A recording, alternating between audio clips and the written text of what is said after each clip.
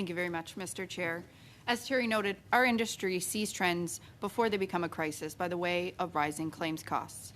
And when we began to see auto theft numbers increase, we were quick to look at ways that we could limit the impact on our customers. But it was immediately clear that we would be unable to tackle this issue alone. Thankfully, the federal government's commitment to an action plan and the ongoing collaboration of many stakeholders means we do not have to.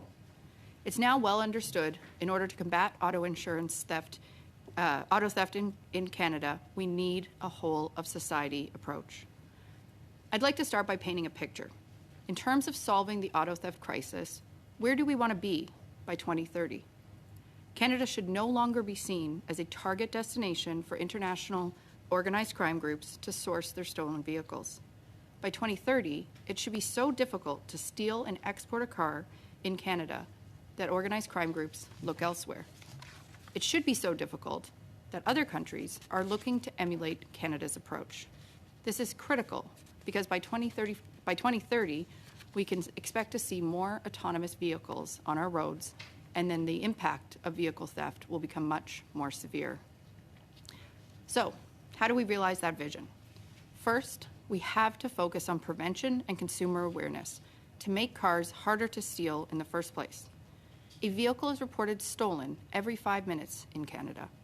We need to do better for your constituents, for all Canadians. Second, we need to expand intelligence and information sharing among enforcement agencies and industry partners. There are international examples that we can replicate here to disrupt the transnational criminal organizations benefiting from auto theft. Third, we need to focus on intervention and law enforcement to cut off the supply of stolen vehicles to international markets. Our borders are too porous. They're designed to prevent bad things from getting into our country, but we also need to deter things from getting out. This involves CBSA and law enforcement, but also the cooperation of shipping and rail companies and freight forwarders. Last week's $15 million announcement is certainly a good start, but there's more work to do. Finally, we need to improve recovery of vehicles, in part through international policing coordination to make it easier to bring your constituents' vehicles home. What else could we do? Well, when it comes to elevating consumer awareness, insurers are doing their part.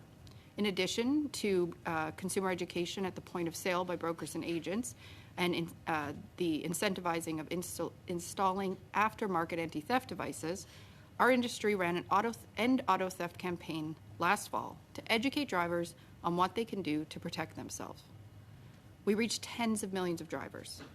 We can build on this campaign while promoting other efforts. There are great examples of consumer education out there, and we need to see more of that. As for prevention, we welcome Transport Canada's commitment to modernize outdated motor vehicle safety standards to improve theft deterrence. But updating standards and regulations can take time. So our industry is prepared to partner with the manufacturers on this to make it move as quickly as possible. Through Equite, insurers are also committed to sharing their data with law enforcement agencies and the CBSA. In the U.S., Customs and Border Protection actively shares intelligence information with the National Insurance Crime Bureau to detect and prevent the export of stolen vehicles. They indicate that this has been incredibly useful.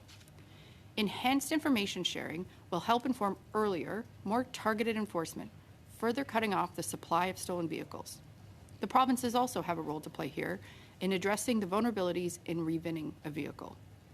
On intervention and enforcement, preventing the illegal export of vehicles absolutely should be the priority. In Canada, export documents can be amended after a ship has set sail.